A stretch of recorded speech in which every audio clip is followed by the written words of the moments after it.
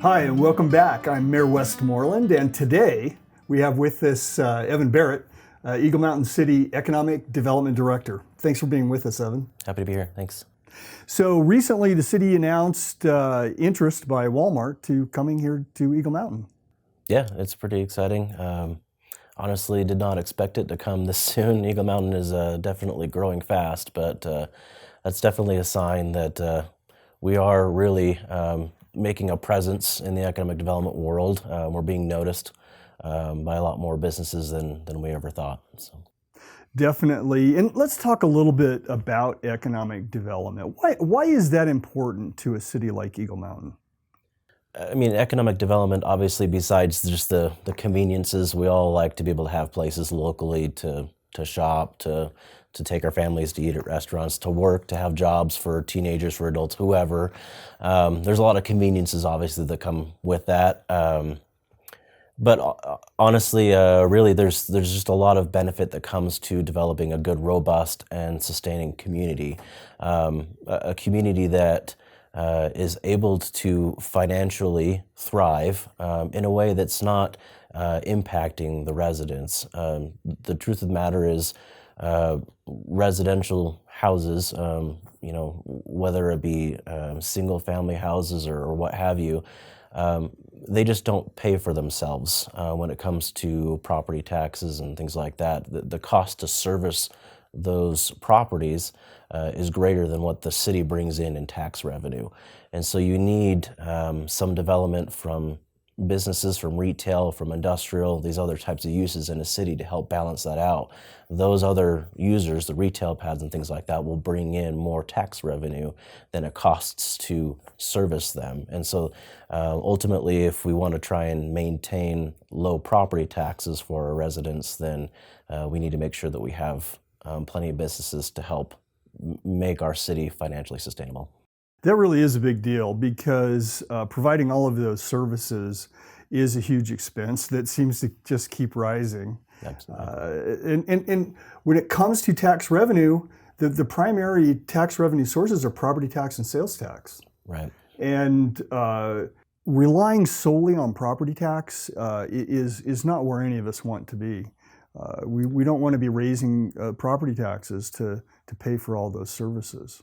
And there's a big distinction there. We don't need to get into too much of the details and the weeds of that. I know it gets kind of complicated, but the property tax, for everyone's knowledge, that property tax rate adjusts based on the overall conditions of the economy and the values of our homes and things like that. So the city can only bring in so much property tax revenue. So if anyone hasn't noticed, our property tax revenues, or our property tax rate rather, has declined steadily for the past, I think it's probably over 10 years now at this point. And so those revenues end up staying the same. They stay staying static, except for added growth in our community. The sales tax revenues, on the other hand, are different because those sales tax revenues are just going to climb the more sales that happen in our city and the larger our population grows. So maybe years ago, the city was going to be a lot more dependent on property taxes, but now we don't need to. The more sales taxes that come in, and cities do usually rely a lot on those sales taxes to cover the costs of police and fire and roads and all sorts of other services out there, rather than their property taxes. But if we don't have those sales taxes coming in, ultimately we have to fall back on those property taxes, and that's when you start bringing up questions of property tax increases, the rate increases.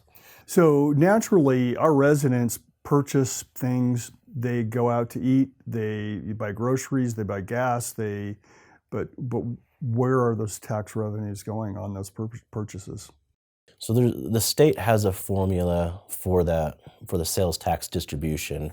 Half of those sales taxes end up staying within the city as what's called a point of sale, but then the remaining half ends up going to a pot that gets redistributed based on population. So we do actually get sales tax revenues based on sales that our residents are doing in Lehigh or wherever. The city, as it grows, as we get more population, we do get more sales tax revenues that way. But as I said, that's only half of it. The rest of it does come from point of sale, and we want to see that point of sale grow.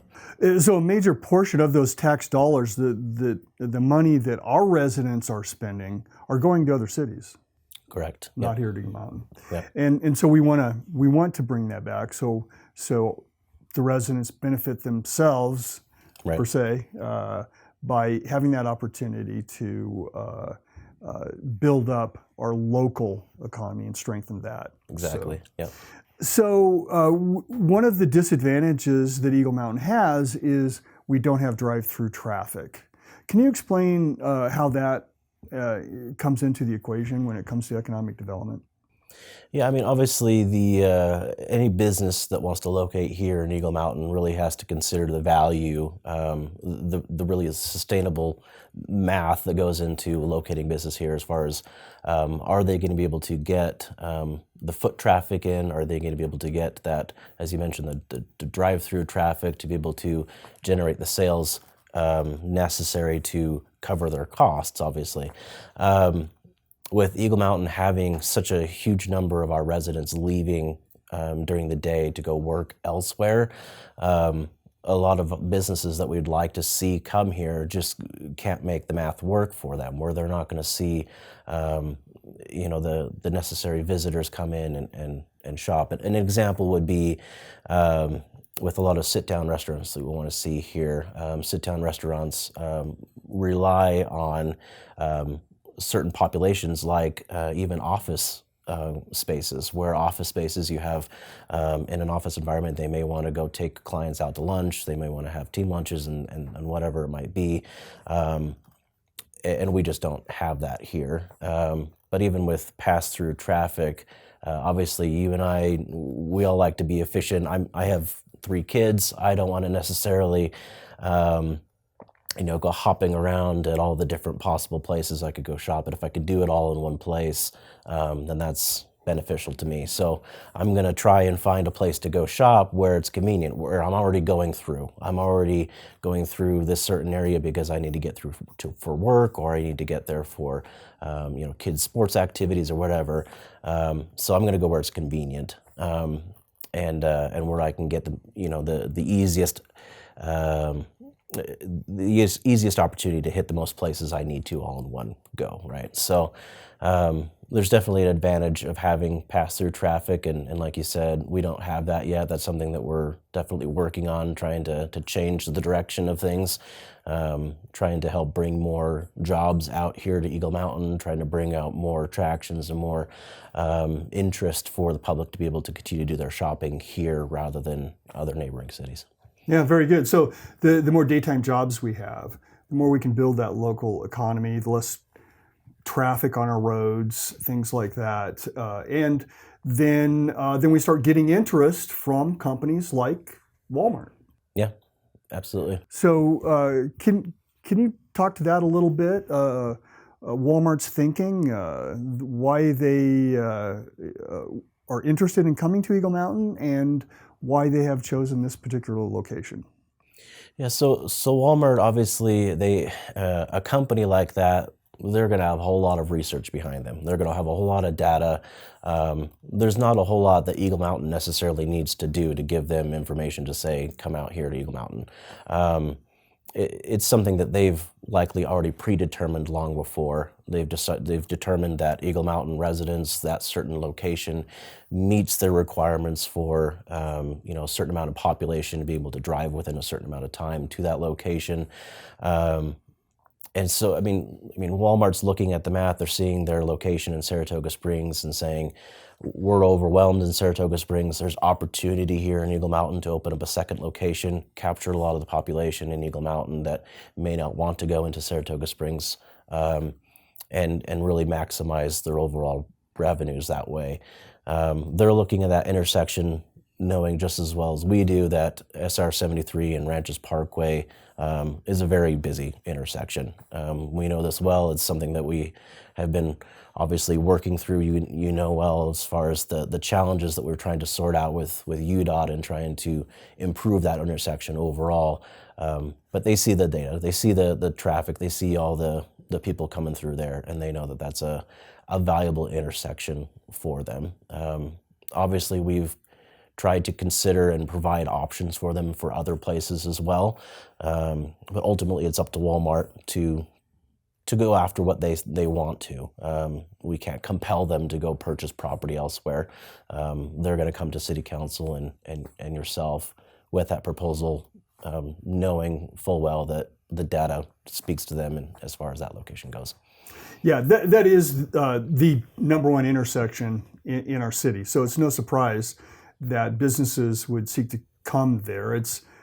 We've known that for a long time. It's just a matter of when and maybe which company would come. And in this case, it happens to be Walmart. And of course, we see a pattern where Walmart goes, other companies follow. Yeah, and we've already seen evidence of that. There's already been interest generated for other businesses to come in and locate around that area, and we're trying to do everything we can to make that possible within reason. We know that there's concerns over that intersection as far as how much activity should really be in proximity to the residences in that area, and so we're mindful of that, trying to be smart about how that all lays out. Given those certain conditions. And I think it's important to know that we're going to see a flurry of activity on that area, but Eagle Mountain's got a long way to go. We got a whole lot more other opportunities for a lot more other businesses. Just as anyone else, I get excited about all the different kinds of businesses that could come out here. I'm excited for hopefully a Winco, hopefully a Target, hopefully the sit-down restaurants. Hopefully, I would like to see places for my kids to have activities and do things here as well. We have our lists of businesses that we would like to bring out here, and we're actively working to bring those out here. Unfortunately, we have a lot of good plans underway, a lot of resources at our disposal, good partners that we're working with a lot more aggressively this year than ever before to try and make those become a reality. And we have plenty of places for them to go elsewhere in the city, especially to bring more businesses down into the city center area. And with our population growth and the work that we're doing to bring in industrial partners and things like that, I don't see any reason why we can't attract those. Walmart is just a great indicator to these other businesses as kind of a trailblazer at that size of a business to say, yeah, Eagle Mountain's going to be a good candidate for these others. And so we're going to capitalize on that and use that to help drive the messaging to these other businesses to say, hey, we're ready.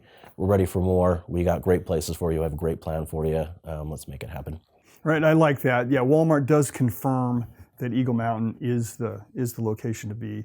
It also helps, as we work with UDOT, we know that at some point SR 73 will be a full freeway, and so what we're doing is working with UDOT to optimize that and to move up the timeline and make it all work, make it all come together. But it does take all of those ingredients working together somewhat simultaneously to make it all happen. Yeah, obviously it's great if we can have a crystal ball and try and plan these things up in advance. If we had all the money in the world, we would have solved all the traffic issues, way in advance. But that's really what it comes down to is sometimes we don't get a choice. Sometimes it's out of our control. Sometimes there just isn't the funding to go around. And so that can't necessarily stop a company like Walmart from making their proposal. It's the same for any other companies coming in. That's the challenge of local government management, is trying to figure out how to make all these things mesh in an environment that really you don't have a ton of control over, and you're just doing the best you can to be creative and in problem solving and finding solutions. So as all of this comes together, and if Walmart does make the final decision to make this a reality, what does the timeline look like that we can anticipate? I don't have specific dates or times as far as when they plan to begin construction or anything like that. The best estimate I had was it takes maybe a couple of years for it to eventually be opened there, but there shouldn't be anything, assuming that there is an approval for the zoning changes that they're requesting. That site should be pretty ready to go for them to begin work almost immediately. So there's obviously there's still some other processes that will have to happen after these initial conversations with City Council about the zoning. They'll still need to provide some more plans and go through a couple more steps before they can begin construction. But it should happen within the next couple of years. Very good. Is there anything else that you would like our residents to know about this particular project, or anything else that's going on in the economic development world here in Eagle Mountain? I hope that just the residents understand that we hear you, that that we know what you're asking for. You know, I have my list of businesses that come from the residents, as well as businesses that I know that would be very good for our community as far as our culture, our desires, and things like that. And we are actively working to make that happen. I'm excited for a lot of the things that are coming down the road this year. And there's a lot of opportunities for the residents to get involved, and I hope the residents get involved. There's a lot of exciting opportunities, like I said, with planning some of these newer areas that will open up new commercial development. For an example, we'll be working through what we call our small area plans for a few areas in the city. One of which is what will be the future downtown of Eagle Mountain, as an example. And there will be several instances where the public gets to weigh in, saying what should that look like, how should it flow, what are the expectations for a downtown of our modern era, what does that look like, what would you like your families to be able to do there, what kinds of businesses would you like to see there, and things like that. And so that's been a major priority of mine, is to make sure that we focus on the public engagement side of that. It's not just government saying this is kind of the stale, what we expect to come in here and just kind of, go with the basics. We want to see creative ideas. We want to see what the public wants out of a downtown area. And even whatever it is, I mean, we don't need to look at skyscrapers. We can keep it very quaint. We can keep it obviously involving the wildlife and involving all the things that make Eagle Mountain. But we'd love to have the public participate in those things, and by all means share the other businesses that you would like to see come in general. We keep that in mind, and we're doing everything we can to get Eagle Mountain in a place where those businesses seriously consider us as a place to locate their next location.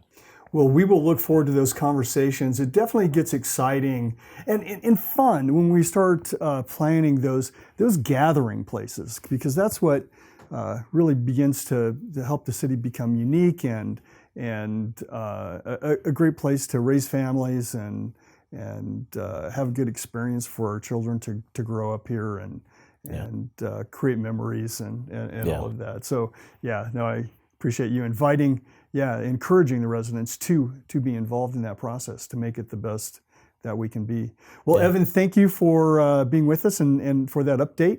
And to our viewers, thank you for joining us, and we will see you again next time.